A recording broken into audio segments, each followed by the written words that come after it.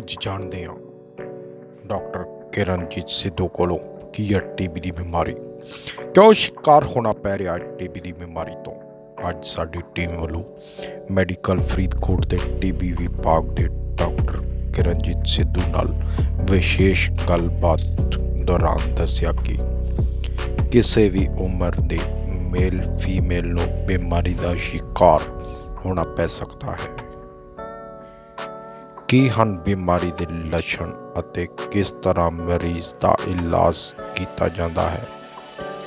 TB ਬਿਮਾਰੀ ਦੇ ਪੀੜਤ ਤੋਂ ਪਰਿਵਾਰ ਮੈਂਬਰ ਕਿਵੇਂ ਬਚ ਸਕਦੇ ਹਨ, ਆਓ ਜਾਣੀਏ।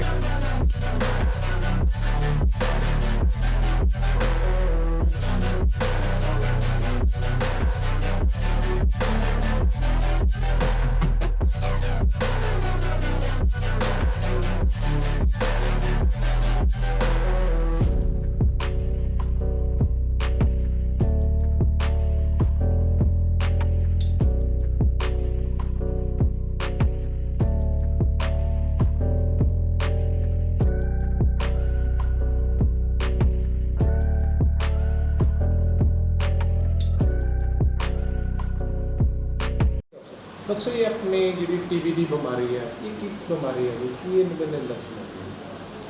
हाँ जी, सत श्री अकाल जी। पहला तो मैं अपने इंट्रोडक्शन देना चाहूँगी। मैं doctor Kiranjit Sidhu Guru Gobind Singh medical college Faridkot विखे प्रोफैसर ते मुखी काम कर रही हाँ। तो अज मैं तुहाडे नाल टीबी की बीमारी बारे कुछ गल्लां शेयर करना चाहूँगी तो ज़रूरी जानकारी देना चाहूँगी। पहला तो आपां गल करांगे भी टीबी की बीमारी की है। टीबी की बीमारी एक तरह का इन्फैक्शन है। इन्फैक्शन का मतलब कि एक मरीज तो दूजे मरीज नूं फैलण वाली बीमारी, जिन्हों कि आपां आम बोली च छूत की बीमारी भी कह सकते हैं। सो ये बीमारी मरीज़ तो दूजे नूं किवें फैलदी है। जो टीबी का मरीज़ खंघदा है या छिकदा है तो उसके टीबी के कीटाणु हवा विच फैल जाते हैं। तो नेड़ले खड़े व्यक्ति जो ये हवा विच साह लैंदे हन तो उन्हां दे फेफड़ियां विच भी ये कीटाणु चले जाते हैं तो उन्हां नूं भी ये बीमारी होने का खतरा बन जाता है। हुण अगे आपां गल करांगे टीबी के लक्षणों बारे। इत्थे मैं तुहाडे नाल गल करना चाहूँगी कि टीबी सिर्फ फेफड़ियां दी ही नहीं होर अंगां दी भी हो सकती है। 80% केसां विच टीबी फेफड़ियां दी हुंदी है तो 20% केसां विच टीबी होर अंगां दी भी हो सकती है। जे फेफड़ियां दी टीबी बारे गल करिए तो सब तो कॉमन जिहड़ा लक्षण है वो है खांसी। 2 हफ्तियां तो ज़्यादा खांसी होवे तो ये टीबी भी हो सकती है। तां ही सरकार ने पिंडां विच शहरां विच बड़े बड़े बोर्ड लाए हुए हैं कि जे 2 हफ्ते तो ज़्यादा खांसी होवे तो अपने जल्दी तो जल्दी जांच कराओ। तो खांसी तो इलावा फेफड़ियां दी टीबी के होर लक्षण की हैं। हल्का हल्का बुखार रहना काफ़ी लंबे जो कि लंबे समय तो चलिया आ रहा हुंदा है। भुख का घटना, बलगम विच खून आना ते वजन का घटना, ये सब लक्षण टीबी दे हो सकते हैं। इन्हां लक्षणों विचों कोई भी लक्षण होवे तो जल्दी तो जल्दी नेड़ले सेहत केंद्र में जाके अपनी जांच करवानी चाहिए है। तो बाकी फेफड़ियां तो इलावा जिहड़े होर अंगां दी टीबी है उन्हां दे लक्षण अलग अलग अंगां के हिसाब नाल हुंदे हैं। पर मैं दसना चाहूँगी कि टीबी किसी भी अंग की हो सकती है, जिमें कि अपने गंढां की टीबी या फेफड़ियां के बाहर पानी भर जाता है, या ब्रेन की टीबी, दिमाग की टीबी, रीढ़ की हड्डी की टीबी, ईवन जनाना टीबी जो कि बच्चेदाने की टीबी। सो हर एक अंग की टीबी हो सकती है। हुण नैक्सट आपां गल करांगे कि किहड़े व्यक्तियां नूं टीबी होने के ज़्यादा चांसिस हैं। ਟੀਬੀ ਇਸ ਤਰ੍ਹਾਂ ਦੀ ਬਿਮਾਰੀ ਹੈ ਕਿ ਇਹ ਕਿਸੇ ਨੂੰ ਵੀ ਹੋ ਸਕਦੀ ਹੈ, ਗਰੀਬਾਂ ਨੂੰ, ਅਮੀਰਾਂ ਨੂੰ, ਕਿਸੇ ਨੂੰ ਵੀ ਹੋ ਸਕਦੀ ਹੈ। ਬਟ ਕੁਝ ਇੱਕ ਵਿਅਕਤੀ ਇੱਦਾਂ ਹਨ ਕਿ ਜਿਨ੍ਹਾਂ ਨੂੰ ਟੀਬੀ ਹੋਣ ਦੇ ਜ਼ਿਆਦਾ ਚਾਂਸਸ ਹਨ, ਜਿਵੇਂ ਕਿ ਸ਼ੂਗਰ ਦੇ ਮਰੀਜ਼, ਏਡਜ਼ ਦੇ ਮਰੀਜ਼, ਗਰਭਵਤੀ ਮਹਿਲਾਵਾਂ ਅਤੇ ਜਿਹੜੇ ਵਿਅਕਤੀ ਆਪਣਾ ਨਸ਼ਾ ਕਰਦੇ ਹਨ, ਬੀੜੀ ਸਿਗਰਟ ਪੀਂਦੇ ਹਨ ਜਾਂ ਗੋਲੀਆਂ ਖਾਂਦੇ ਹਨ ਜਾਂ ਟੀਕੇ ਲਾਉਂਦੇ ਹਨ, ਜਾਂ ਕੋਈ ਵੀ ਵਿਅਕਤੀ ਜਿਹੜੇ ਕਿ ਕੁਝ ਇੱਦਾਂ ਦੀਆਂ ਦਵਾਈਆਂ ਲੈ ਰਹੇ ਹਨ ਜਿਨ੍ਹਾਂ ਨਾਲ ਉਹਨਾਂ ਦੇ ਸਰੀਰ ਦੇ ਵਿੱਚ ਇਨਫੈਕਸ਼ਨਾਂ ਨਾਲ ਲੜਨ ਦੀ ਸ਼ਕਤੀ ਘੱਟ ਜਾਂਦੀ ਹੈ, ਇਹਨਾਂ ਵਿਅਕਤੀਆਂ ਵਿੱਚ ਟੀਬੀ ਹੋਣ ਦੇ ਚਾਂਸਿਸ ਵੱਧ ਜਾਂਦੇ ਹਨ। ਨੈਕਸਟ ਆਪਾਂ ਗੱਲ ਕਰਾਂਗੇ ਕਿ ਟੀਬੀ ਦੇ ਜਾਂਚ ਲਈ ਟੈਸਟ ਕਿਹੜੇ-ਕਿਹੜੇ ਅਵੇਲੇਬਲ ਹਨ। ਟੀਬੀ ਦੇ ਲਈ ਬਹੁਤ ਹੀ ਸਿੰਪਲ ਟੈਸਟ ਕੀਤੇ ਜਾਂਦੇ ਹਨ ਜੋ ਕਿ ਸਰਕਾਰੀ ਹਸਪਤਾਲਾਂ ਵਿੱਚ ਬਿਲਕੁਲ ਫ੍ਰੀ ਹਨ, ਜਿਵੇਂ ਕਿ ਸਾਡੇ ਮੈਡੀਕਲ ਕਾਲਜ ਵਿੱਚ ਵੀ ਇਹ ਟੈਸਟ ਬਿਲਕੁਲ ਹੀ ਫ੍ਰੀ ਹਨ। ਛਾਤੀ ਦਾ ਐਕਸਰੇ ਅਤੇ ਬਲਗਮ ਜਾਂਚ ਸਭ ਤੋਂ ਜ਼ਿਆਦਾ ਜਿਹੜਾ ਕਾਮਨ ਟੈਸਟ ਇਹੀ ਹੈ। ਜ਼ਿਆਦਾਤਰ ਚਾਂਸਿਸ ਇਹੀ ਹੁੰਦੇ ਕਿ ਇਹਨਾਂ ਦੋਨਾਂ ਟੈਸਟਾਂ ਤੋਂ ਹੀ ਆਪਾਂ ਨੂੰ ਟੀਬੀ ਦੀ ਬਿਮਾਰੀ ਦਾ ਪਤਾ ਚੱਲ ਜਾਂਦਾ ਹੈ ਅਤੇ ਤੁਸੀਂ ਆਪਣਾ ਟਾਈਮ ਸਿਰ ਇਲਾਜ ਸ਼ੁਰੂ ਕਰਾ ਸਕਦੇ ਹਾਂ। ਪਰ ਕੁਝ ਇੱਕ ਕੇਸਾਂ 'ਚ ਜਿਹੜੇ ਕੰਪਲੀਕੇਟਡ ਕੇਸਿਸ ਹੁੰਦੇ ਹੈ ਉਹਨਾਂ ਵਿੱਚ ਹੋਰ ਟੈਸਟ ਵੀ ਡਾਕਟਰ ਕਰਾਉਂਦੇ ਹਨ। ਸੋ ਮੈਂ ਇਹੀ ਚਾਹੂੰਗੀ ਕਿ ਤੁਸੀਂ ਜਲਦੀ ਤੋਂ ਜਲਦੀ ਆਪਣੇ ਨੇੜਲੇ ਸਿਹਤ ਕੇਂਦਰ ਵਿੱਚ ਆ ਕੇ, ਜਾਂ ਜੇ ਤੁਸੀਂ ਫਰੀਦਕੋਟ ਸਾਡੇ ਮੈਡੀਕਲ ਕਾਲਜ ਵਿੱਚ ਆਉਣਾ ਚਾਹੁੰਦੇ ਹੋ ਤਾਂ ਇੱਥੇ ਆ ਕੇ ਤੁਸੀਂ ਆਪਣੇ ਟੀਬੀ ਦੀ ਜਾਂਚ ਕਰਵਾਓ ਔਰ ਸਾਰੇ ਟੈਸਟ ਫ੍ਰੀ ਕਰਵਾ ਕੇ ਆਪਣੀ ਦਵਾਈ ਸ਼ੁਰੂ ਕਰਾਓ।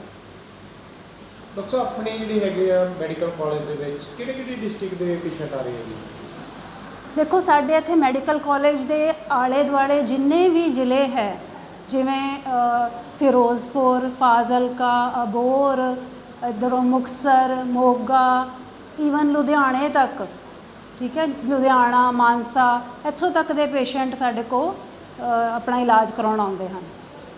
ਡਾਕਟਰ ਸਾਹਿਬ, ਕੀ ਕਾਰਨ ਹੈਗਾ ਵੀ ਤੁਹਾਡੇ ਕੋਲੇ ਜਿਹੜੀ ਹੈਗੀ ਆ ਵੀ ਤੁਹਾਡੇ ਕੋਲੇ ਲੇਟ ਪਹੁੰਚਦੇ ਆ ਜੀ, ਥੋੜ੍ਹੇ ਆ ਖਸਤਾ ਹਾਲਤ ਦੇ ਵਿੱਚ ਪਹੁੰਚਦੇ ਆ, ਜਦੋਂ ਹਾਲਾਤ ਵਿਗੜ ਜਾਂਦੇ ਆ, ਤੁਹਾਡੇ ਕੋਲੇ ਪਹੁੰਚਣ ਦਾ ਕਾਰਨ ਕੀ ਹੈ? ਕਿਉਂ ਨਹੀਂ ਜਾਗਰੂਕਤਾ ਹੋ ਰਹੀ ਜੀ? ਕੀ ਮੁੱਖ ਕਾਰਨ ਕੀ ਹੈਗਾ? ਦੇਖੋ, ਜੋ ਸਾਨੂੰ ਲੱਗਦਾ ਹੈ ਟੀਬੀ ਇੱਕ ਇੱਦਾਂ ਦੀ ਬਿਮਾਰੀ ਹੈ ਜਿਹਦੇ ਨਾਲ ਬਹੁਤ ਵਹਿਮ ਭਰਮ ਜੁੜੇ ਹੋਏ ਹਨ। ਇੱਕ ਤਾਂ ਦੇਖੋ ਇੱਦਾਂ ਹੈ ਕਿ ਜਦੋਂ ਕਿਸੇ ਨੂੰ ਪਰਿਵਾਰ ਵਿੱਚ ਟੀਬੀ ਦੇ ਲੱਛਣ ਆਉਂਦੇ ਹਨ ਤਾਂ ਪਰਿਵਾਰ ਵਾਲੇ ਕਈ ਪਰਿਵਾਰਾਂ ਦੇ ਜਿਹੜੇ ਵਿੱਚ ਉਹਨੂੰ ਸਮਝਦੇ ਹਨ ਕਿ ਇਹਨੂੰ ਭੂਤ ਪ੍ਰੇਤ ਚਿੰਬੜ ਗਿਆ, ਅਤੇ ਉਹ ਮੈਨੂੰ ਇੱਥੇ ਮਾफ़ ਕਰਨਾ, ਉਹ ਡਾਕਟਰ ਦੇ ਕੋਲ ਜਾਣ ਦੀ ਬਜਾਏ ਬਾਬਿਆਂ ਦੇ ਕੋਲ ਜਾ ਕੇ ਭੂਤ ਪ੍ਰੇਤ ਕਢਾਉਣ ਚਲ ਜਾਂਦੇ ਹਨ, ਔਰ ਉਸੇ ਚੱਕਰ ਵਿੱਚ ਉਹ ਸਾਡੇ ਕੋਲ ਪਹੁੰਚਣ ਵਿੱਚ ਬਹੁਤ ਲੇਟ ਹੋ ਜਾਂਦੇ ਹਨ। ਔਰ ਜਦੋਂ ਉਹ ਸਾਡੇ ਕੋਲ ਪਹੁੰਚਦੇ ਹਨ ਤਾਂ ਉਹਨਾਂ ਦੀ ਬਿਮਾਰੀ ਬਹੁਤ ਵੱਧ ਚੁੱਕੀ ਹੁੰਦੀ ਹੈ ਅਤੇ ਸਾਨੂੰ ਵੀ ਉਦੋਂ ਉਹਨਾਂ ਦਾ ਇਲਾਜ ਕਰਨ ਵਿੱਚ ਬਹੁਤ ਮੁਸ਼ਕਿਲ ਪੇਸ਼ ਆਉਂਦੀ ਹੈ। ਇਸ ਤੋਂ ਇਲਾਵਾ ਹੋਰ ਕਾਰਨ ਜੋ ਸਾਨੂੰ ਲੱਗਦੇ ਹਨ ਕਿ ਲੋਕਲ ਡਾਕਟਰਾਂ ਤੋਂ ਅਤੇ RMP ਡਾਕਟਰਾਂ ਤੋਂ ਆਪਣਾ ਇਲਾਜ ਕਰਵਾਉਂਦੇ ਰਹਿੰਦੇ ਹਨ। ਉਹ ਸੋਚਦੇ ਹਨ ਕਿ ਲੰਬਾ ਬੁਖਾਰ ਹੈ ਅਤੇ ਇਹ ਟਾਈਫਾਇਡ ਹੋ ਸਕਦਾ ਹੈ, ਸੋ ਟਾਈਫਾਇਡ ਦੇ ਬੁਖਾਰ ਦੇ ਚੱਕਰਾਂ ਵਿੱਚ ਹੀ ਉਹ ਬੁਖਾਰ ਦੀਆਂ ਗੋਲੀਆਂ RMP ਡਾਕਟਰਾਂ ਕੋਲ ਲੈਂਦੇ ਰਹਿੰਦੇ ਹਨ। ਤਾਂ ਜਦੋਂ ਹਾਲਤ ਬਹੁਤ ਹੀ ਵਿਗੜ ਜਾਂਦੀ ਹੈ ਤਾਂ ਫਿਰ ਉਹ ਸਾਡੇ ਕੋਲ ਪਹੁੰਚਦੇ ਹਨ, ਅਤੇ ਇਹ ਵੀ ਇੱਕ ਕਾਰਨ ਹੈ। ਅਤੇ ਹੋਰ ਕਾਰਨ ਇੱਕ ਜੋ ਸਾਨੂੰ ਲੱਗਦਾ ਹੈ ਕਿ ਟੀਬੀ ਦੇਖੋ ਅੱਜ ਵੀ ਇੱਕ ਸਮਾਜਿਕ ਕਲੰਕ ਸਮਝੀ ਜਾਂਦੀ ਹੈ। ਸੋ ਟੀਬੀ ਦੇ ਲੱਛਣ ਜਦੋਂ ਕਿਸੇ ਮਰੀਜ਼ ਨੂੰ ਆਉਂਦੇ ਹਨ ਤਾਂ ਉਹ ਉਹਨਾਂ ਲੱਛਣਾਂ ਨੂੰ ਜਾਂ ਆਪਣੀ ਬਿਮਾਰੀ ਨੂੰ ਛੁਪਾਉਣ ਦੀ ਕੋਸ਼ਿਸ਼ ਕਰਦਾ ਹੈ, ਸੋ ਇਸ ਕਰਕੇ ਵੀ ਉਹ ਸਾਡੇ ਕੋਲ ਲੇਟ ਪਹੁੰਚਦਾ ਹੈ। ਸੋ ਇਹ ਸਭ ਕਾਰਨ ਹਨ ਜਿਸ ਕਰਕੇ ਮਰੀਜ਼ ਸਾਡੇ ਕੋਲ ਬਹੁਤ ਐਡਵਾਂਸ ਸਟੇਜ ਵਿੱਚ ਪਹੁੰਚਦੇ ਹਨ।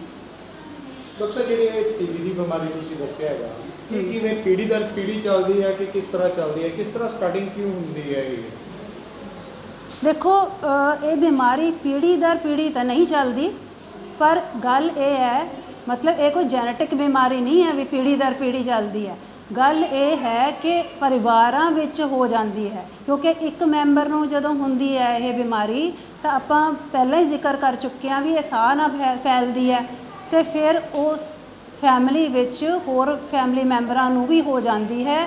ਸੋ ਇਸ ਕਰਕੇ ਲੋਕੀ ਸਮਝਦੇ ਹਨ ਕਿ ਇਹ ਪੀੜ੍ਹੀ ਦਰ ਪੀੜ੍ਹੀ ਚੱਲਦੀ ਹੈ, ਪਰ ਐਕਚੁਅਲੀ ਇਹ ਇੱਕ ਮਰੀਜ਼ ਤੋਂ ਦੂਜੇ ਮਰੀਜ਼ ਨੂੰ ਪਰਿਵਾਰ ਵਿੱਚ ਸਾਹ ਨਾ ਫੈਲ ਜਾਂਦੀ ਹੈ। ਡਾਕਟਰ ਸਾਹਿਬ, ਆਪਣੇ ਜਿਹੜੇ ਇਲਾਜ ਦੇ ਕਿਸ ਤਰ੍ਹਾਂ ਕੀ ਟੈਸਟ ਵਗੈਰਾ ਕੀਤੇ ਜਾਂਦੇ ਆ, ਕਿਸ ਤਰ੍ਹਾਂ ਆਪਾਂ ਮੈਡੀਸਨ ਦਿੰਦੇ ਆ? ਹਾਂ, ਹੁਣ ਜੇ ਆਪਾਂ ਇਲਾਜ ਦੀ ਗੱਲ ਕਰੀਏ ਤਾਂ ਸਭ ਤੋਂ ਪਹਿਲਾਂ ਮੈਂ ਕਹਿਣਾ ਚਾਹੂੰਗੀ ਕਿ ਟੀਬੀ ਇੱਕ ਐਦਾਂ ਦੀ ਬਿਮਾਰੀ ਹੈ ਜਿਹਦਾ ਇਲਾਜ ਪੂਰੀ ਤਰ੍ਹਾਂ ਸੰਭਵ ਹੈ। ਕੋਈ ਕੈਂਸਰ ਵਰਗੀ ਬਿਮਾਰੀ ਨਹੀਂ ਹੈ ਇਹ ਵੀ ਜਿਹਦਾ ਇਲਾਜ ਸੰਭਵ ਨਹੀਂ ਹੈ ਵੀ, ਪਰ ਇਹ ਪੂਰੀ ਤਰ੍ਹਾਂ ਸੰਭਵ ਹੈ। ਪਰ ਸ਼ਰਤ ਇਹ ਹੈ ਕਿ ਮਰੀਜ਼ ਟਾਈਮ ਸਿਰ ਸਾਡੇ ਕੋਲ ਆਵੇ, ਆਪਣੇ ਟੈਸਟ ਕਰਾਵੇ, ਪੂਰੇ ਦਵਾਈ ਖਾਵੇ। ਉਹ ਬਿਲਕੁਲ ਇੱਕ ਨੋਰਮਲ ਪਰਸਨ ਦੀ ਤਰ੍ਹਾਂ ਹੋ ਸਕਦਾ ਹੈ, ਪੂਰੀ ਤਰ੍ਹਾਂ ਇਲਾਜ ਸੰਭਵ ਹੈ। ਜਦੋਂ ਮਰੀਜ਼ ਬਹੁਤ ਹੀ ਵਧੀ ਹੋਈ ਸਟੇਜ ਵਿੱਚ ਸਾਡੇ ਕੋਲ ਆਉਂਦਾ ਹੈ ਤਾਂ ਫਿਰ ਸਾਡੇ ਲਈ ਵੀ ਉਹ ਇਲਾਜ ਮਤਲਬ ਥੋੜ੍ਹਾ ਮੁਸ਼ਕਿਲ ਹੋ ਜਾਂਦਾ ਹੈ। ਸੋ ਮੈਂ ਦੱਸਣਾ ਚਾਹੂੰਗੀ ਕਿ ਇਹਦਾ ਜਿਹੜਾ ਟੀਬੀ ਦਾ ਇਲਾਜ ਹੈ ਬਿਲਕੁਲ ਸਰਕਾਰ ਵੱਲੋਂ ਫ੍ਰੀ ਕੀਤਾ ਜਾਂਦਾ ਹੈ। 6 ਮਹੀਨੇ ਦਾ ਕੋਰਸ ਹੁੰਦਾ ਹੈ ਅਤੇ 6 ਮਹੀਨੇ ਜੇ ਮਰੀਜ਼ ਦਵਾਈ ਖਾਵੇ ਤਾਂ ਪੂਰੀ ਤਰ੍ਹਾਂ ਠੀਕ ਹੋ ਜਾਂਦਾ ਹੈ। ਅਤੇ ਨਾਲ ਹੀ ਇਹ ਵੀ ਮੈਂ ਦੱਸਣਾ ਚਾਹੂੰਗੀ ਕਿ ਫ੍ਰੀ ਦਵਾਈ ਦੇ ਇਲਾਵਾ ਵੀ ਸਰਕਾਰ ਮਰੀਜ਼ ਦੇ ਖਾਤੇ ਵਿੱਚ ਹਰ ਮਹੀਨੇ 500 ਰੁਪਇਆ ਟ੍ਰਾਂਸਫਰ ਕਰਦੀ ਹੈ। ਇਹ 500 ਰੁਪਇਆ ਉਹਦੀ ਡਾਈਟ ਲਈ, ਉਹਦੇ ਖਾਣ ਪੀਣ ਲਈ, ਪੋਸ਼ਣ ਯੋਜਨਾ, ਇਹਨੂੰ ਪੋਸ਼ਣ ਯੋਜਨਾ ਦੇ ਅੰਡਰ 500 ਰੁਪਇਆ ਮਹੀਨਾ ਉਹਨੂੰ ਦਿੱਤਾ ਜਾਂਦਾ ਹੈ ਤਾਂ ਜੋ ਮਰੀਜ਼ ਚੰਗੀ ਡਾਈਟ ਵੀ ਲੈ ਸਕੇ। ਅਤੇ ਸਾਡੇ ਮੈਡੀਕਲ ਕਾਲਜ ਵਿੱਚ ਵੀ ਪੂਰੇ ਫ੍ਰੀ ਦਵਾਈਆਂ ਦਿੱਤੀਆਂ ਜਾ ਰਹੀਆਂ ਹਨ ਅਤੇ ਇਹ 500 ਰੁਪਇਆ ਜਿਹੜਾ ਮਹੀਨਾ ਹੈ ਹਰ ਇੱਕ ਜਿਹੜੇ ਮਰੀਜ਼ ਸਾਡੇ ਕੋਲ ਆਉਂਦੇ ਹਨ ਉਹਨਾਂ ਦੇ ਅਸੀਂ ਅਕਾਊਂਟ 'ਚ ਟ੍ਰਾਂਸਫਰ ਕਰਦੇ ਹਾਂ ਔਰ ਉਹਨਾਂ ਨੂੰ ਇਸ ਸਮਝਾਈਦਾ ਵੀ ਹੈ ਵੀ ਇਹ 500 ਰੁਪਏ ਲਈ ਦੇ ਵਿੱਚ ਵਧੀਆ ਡਾਈਟ ਤੁਸੀਂ ਖਾਣੀ ਹੈ। ਮੇਨ ਇੱਥੇ ਮੈਂ ਦੱਸਣਾ ਚਾਹੂੰਗੀ ਕਿ ਇੱਦਾਂ ਦੇ ਮਰੀਜ਼ ਜਿਹੜੇ ਟੀਬੀ ਦੇ ਮਰੀਜ਼ ਹੁੰਦੇ ਹਨ ਉਹਨਾਂ ਨੂੰ ਪ੍ਰੋਟੀਨ ਡਾਈਟ ਮੇਨਲੀ ਚਾਹੀਦੀ ਹੁੰਦੀ ਹੈ। ਸੋ ਪ੍ਰੋਟੀਨ ਡਾਈਟ ਕੀ ਹੈ? ਪ੍ਰੋਟੀਨ ਡਾਈਟ ਵਿੱਚ ਅੰਡਾ, ਮੀਟ ਅਤੇ ਪਨੀਰ, ਆਪਣੇ ਕਾਲੇ ਚਣੇ, ਚਾਹੇ ਭੁੱਜੇ ਚਣੇ ਹੋਣ, ਦਾਲਾਂ, ਇਹ ਸਭ ਚੀਜ਼ਾਂ ਆਉਂਦੀਆਂ ਹਨ। ਇਹ ਜ਼ਰੂਰੀ ਨਹੀਂ ਹੈ ਕਿ ਜਿੱਦਾਂ ਕੋਈ ਗਰੀਬ ਹੈ ਤਾਂ ਨਹੀਂ, ਜੇ ਉਹ ਅੰਡਾ ਮੀਟ ਨਹੀਂ ਖਾ ਸਕਦਾ ਜਾਂ ਫਿਰ ਚਲੋ ਕਈਆਂ ਨੇ ਕੁਝ ਜਿੱਦਾਂ ਧਾਰਮਿਕ ਤੌਰ 'ਤੇ ਉਹਨਾਂ ਨੇ ਅੰਡਾ ਮੀਟ ਨਹੀਂ ਖਾ ਸਕਦੇ ਹੁੰਦੇ ਤਾਂ ਕੋਈ ਗੱਲ ਨਹੀਂ, ਉਹ ਦੂਸਰੇ ਫੋਰਮ 'ਚ ਜਿਵੇਂ ਕਿ ਪਨੀਰ, ਦਾਲਾਂ, ਚਣੇ ਵਗੈਰਾ ਲੈ ਕੇ ਆਪਣਾ ਪ੍ਰੋਟੀਨ ਡਾਈਟ ਉਹ ਲੈ ਸਕਦੇ ਹਨ ਅਤੇ ਠੀਕ ਹੋ ਸਕਦੇ ਹਨ। ਡਾਕਟਰ ਸਾਹਿਬ, ਇੱਕ ਆਪਣੇ ਮੈਡੀਕਲ ਕਾਲਜ ਦੇ ਵਿੱਚ ਜਿਹੜੇ ਮਰੀਜ਼ ਆ ਰਹੇ ਆ, ਕੋਈ ਆਧੁਨਿਕ ਮਸ਼ੀਨਾਂ ਵਗੈਰਾ ਹੈ, ਕੋਈ ਚੈੱਕਅਪ ਦੀ ਕੋਈ ਸਪੈਸ਼ਲਿਸਟ ਹੈ ਕੋਈ ਆਪਣੇ? ਹਾਂਜੀ ਹਾਂਜੀ। ਅੱਛਾ, ਟੈਸਟ ਜਿਹੜੇ ਆਪਾਂ ਸਿੰਪਲ ਟੈਸਟਾਂ ਦੀ ਪਹਿਲਾਂ ਤਾਂ ਗੱਲ ਕੀਤੀ ਸੀਗੀ, ਐਕਸਰੇ ਅਤੇ ਆਪਣਾ ਬਲਗਮ ਟੈਸਟ। ਬਲਗਮ ਟੈਸਟ ਦੀ ਜਾਂਚ ਤੋਂ ਬਾਅਦ ਇੱਕ ਹੁਣ ਖਾਸ ਟੈਸਟ ਬਲਗਮ ਦਾ ਕੀਤਾ ਜਾ ਰਿਹਾ ਹੈ। ਬਲਗਮ ਜਾਂ ਫਿਰ ਜਿਹੜੇ ਵੀ ਸੈਂਪਲ ਦੂਸਰੇ ਹੁੰਦੇ ਹਨ ਬਿਮਾਰੀ ਦੇ, ਉਹਦਾ ਨਾਮ ਹੈ CB net. CB net machine ਹੈ। ਉਹਦੇ ਵਿੱਚ ਆਪਾਂ ਨੂੰ ਟੀਬੀ ਦੀ ਬਿਮਾਰੀ ਦਾ ਤਾਂ ਪਤਾ ਚੱਲਦਾ ਹੀ ਹੈ ਵੀ ਟੀਬੀ ਦੀ ਬਿਮਾਰੀ ਦੇ ਕੀਟਾਣੂ ਹੈ ਜਾਂ ਨਹੀਂ ਹਨ, ਅਤੇ ਦੂਸਰਾ ਆਪਾਂ ਨੂੰ ਇਹ ਵੀ ਪਤਾ ਚੱਲਦਾ ਹੈ ਕਿ ਟੀਬੀ ਦੇ ਜਿਹੜੀ ਬਿਮਾਰੀ ਹੈ ਮਰੀਜ਼ ਨੂੰ ਉਹਦੇ ਵਿੱਚ ਆਮ ਦਵਾਈਆਂ ਅਸਰਦਾਰ ਹਨ ਜਾਂ ਨਹੀਂ। ਜੇ ਆਮ ਦਵਾਈਆਂ ਅਸਰਦਾਰ ਹਨ ਤਾਂ 6 ਮਹੀਨੇ ਦਾ ਕੋਰਸ ਜਿਹੜਾ ਹੈ ਉਹ ਦਵਾਈ ਸ਼ੁਰੂ ਕਰ ਦਿੱਤੀ ਜਾਂਦੀ ਹੈ। ਪਰ ਜੇ ਇਸ ਰਿਪੋਰਟ ਵਿੱਚ ਇਹ ਆਉਂਦਾ ਹੈ ਕਿ ਆਮ ਦਵਾਈਆਂ ਅਸਰ ਨਹੀਂ ਕਰਨਗੀਆਂ ਤਾਂ ਕੁਝ ਖਾਸ ਤਰ੍ਹਾਂ ਦੀਆਂ ਦਵਾਈਆਂ ਸ਼ੁਰੂ ਕਰਨੀਆਂ ਪੈਂਦੀਆਂ ਹਨ ਜਿਨ੍ਹਾਂ ਨੂੰ ਕਿ ਆਪਾਂ MDR TB ਕਹਿੰਦੇ ਹਾਂ, ਅਤੇ ਉਹ ਦਵਾਈਆਂ ਵੀ ਜਿਹੜੀ ਸਰਕਾਰ ਵੱਲੋਂ ਬਿਲਕੁਲ ਮੁਫਤ ਦਿੱਤੀਆਂ ਜਾਂਦੀਆਂ ਹਨ। ਹਾਲਾਂਕਿ ਇਹਨਾਂ ਦੀ ਕੋਸਟ ਜਿਹੜੀ ਹੈ ਲੱਖਾਂ ਰੁਪਏ ਹੈ, ਪਰ ਸਰਕਾਰ ਵੱਲੋਂ ਇਹ ਬਿਲਕੁਲ WHO ਦੇ ਰਿਲੇਸ਼ਨ ਕਰਕੇ ਇਹ ਦਵਾਈ ਬਿਲਕੁਲ ਫ੍ਰੀ ਆਫ ਕਾਸਟ ਦਿੱਤੀ ਜਾਂਦੀ ਹੈ ਔਰ ਇਹ ਖਾ ਕੇ ਵੀ ਮਰੀਜ਼ ਬਿਲਕੁਲ ਠੀਕ ਠਾਕ ਹੋ ਸਕਦੇ ਹਨ। ਡਾਕਟਰ ਸਾਹਿਬ, ਇੱਕ ਆਪਣੇ ਜਿਹੜੇ ਦਾਖਲ ਮਰੀਜ਼ ਆ ਕੈਂਸਰ ਵਿਭਾਗ ਦੇ ਵਿੱਚ, ਉਹਨਾਂ ਦੀ ਸਥਿਤੀ ਕਿਸ ਤਰ੍ਹਾਂ, ਕਿਉਂ ਤੁਹਾਨੂੰ ਦਾਖਲ ਕਰਨੇ ਪੈਂਦੇ ਹੈ, ਕੀ ਕਾਰਨ ਕੀ ਹੈ? ਅੱਛਾ, ਇੱਕ ਚਲੋ ਤੁਹਾਡੇ ਸਵਾਲ ਦਾ ਜਵਾਬ ਮੈਂ ਜ਼ਰੂਰ ਦਊਂਗੀ, ਪਰ ਇੱਕ ਗੱਲ ਮੇਰੇ ਮਾਈਂਡ 'ਚ ਹੋਰ ਹੈ ਦੱਸਣ ਵਾਲੀ ਕਿ ਇੱਕ ਡੌਟਸ ਚੀਜ਼ ਹੈ। Dots DOTS means directly observe treatment strategy. ਇਹ ਡੌਟਸ ਪ੍ਰਣਾਲੀ ਕੀ ਹੈ?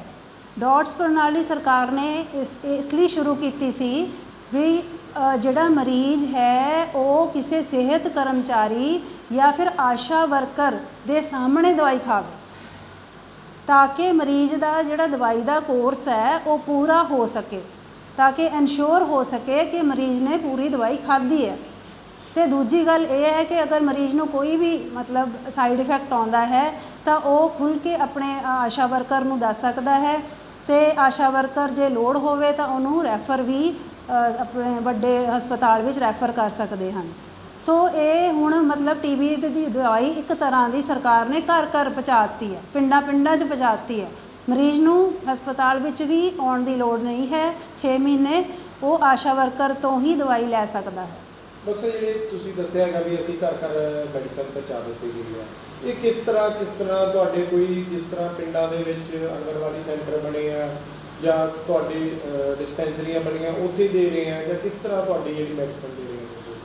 ਦੇਖੋ, ਜਿੱਦਾਂ ਮਰੀਜ਼ ਇੱਕ ਵੱਡੇ ਹਸਪਤਾਲ ਵਿੱਚ ਪਹਿਲਾਂ ਆਉਂਦਾ ਹੈ, ਚਾਹੇ ਉਹ ਮੈਡੀਕਲ ਕਾਲਜ ਹੋਵੇ, ਚਾਹੇ ਉਹ ਸਿਵਲ ਹਸਪੀਟਲ ਹੋਵੇ, CHC ਲੈਵਲ 'ਤੇ ਹੋਵੇ, ਉੱਥੇ ਉਹਦਾ ਡਾਇਗਨੋਸਿਸ ਬਣ ਜਾਂਦਾ ਹੈ ਕਿ ਇਹਨੂੰ TB ਦੀ ਬਿਮਾਰੀ ਹੈ।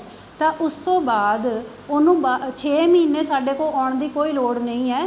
ਜੇ ਉਹਨੂੰ ਕੋਈ ਮਤਲਬ ਸਾਈਡ ਇਫੈਕਟ ਵਗੈਰਾ ਜਾਂ ਕੋਈ ਬੁਰਾ ਪ੍ਰਭਾਵ ਨਹੀਂ ਆਉਂਦਾ ਜਾਂ ਕੋਈ ਕੰਪਲੀਕੇਸ਼ਨ ਨਹੀਂ ਆਉਂਦੀ ਤਾਂ ਉਹਨੂੰ 6 ਮਹੀਨੇ ਸਾਡੇ ਕੋਲ ਨਹੀਂ ਆਉਣ ਦੀ ਲੋੜ। ਅਸੀਂ ਉਹਦਾ ਇੱਕ ਟਰਾਂਸਫਰ ਫਾਰਮ ਬਣਾ ਦਿੰਦੇ ਹਾਂ ਨੇੜਲੇ ਹੌਸਪੀਟਲ ਦਾ।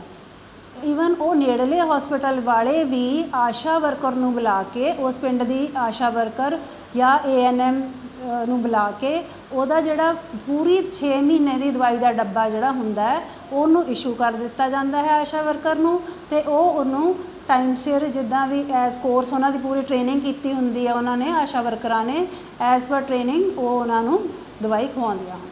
ਜਿਹੜੇ ਆਪਣੇ ਪੇਸ਼ੈਂਟ ਆ ਰਹੇ ਆ ਤੁਹਾਡੇ ਕੋਲ, ਹਾਂਜੀ। ਇਹ ਕਿਸ ਹਾਲਾਤਾਂ ਦੇ ਵਿੱਚ ਆਪਾਂ ਦਾਖਲ ਕਰ ਰਹੇ ਹੈਗੇ, ਕਿਉਂ ਦਾਖਲ ਕਰਨ ਦੀ ਜ਼ਰੂਰਤ ਪੈ ਰਹੀ ਹੈ?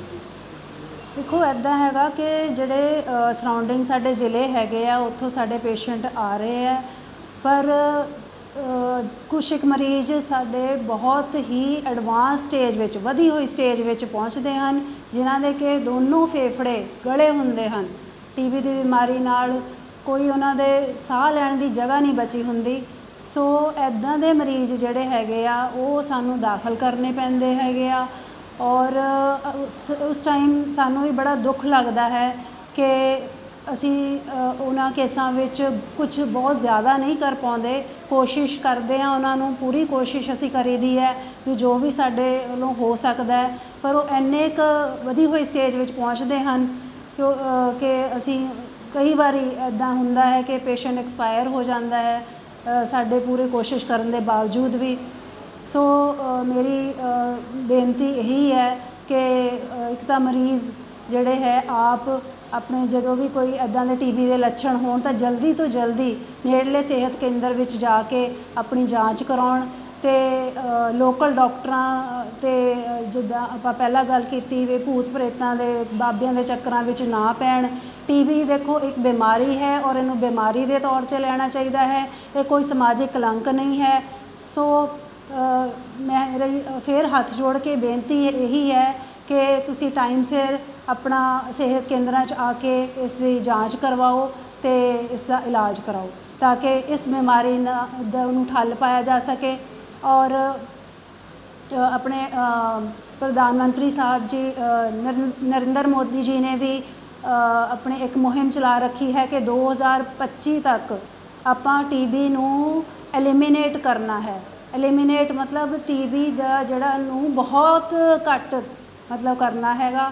ਸੋ ਇਸ ਟੀਚੇ ਨੂੰ ਵੀ ਆਪਾਂ ਪੂਰਾ ਕਰਨ ਲਈ ਅਸੀਂ ਇਕੱਲੇ ਡਾਕਟਰ ਹੀ ਨਹੀਂ, ਸਾਨੂੰ ਤੁਹਾਡਾ ਸਹਿਯੋਗ, ਆਮ ਪਬਲਿਕ ਦਾ ਸਹਿਯੋਗ ਵੀ ਬਹੁਤ ਜ਼ਰੂਰੀ ਹੈ।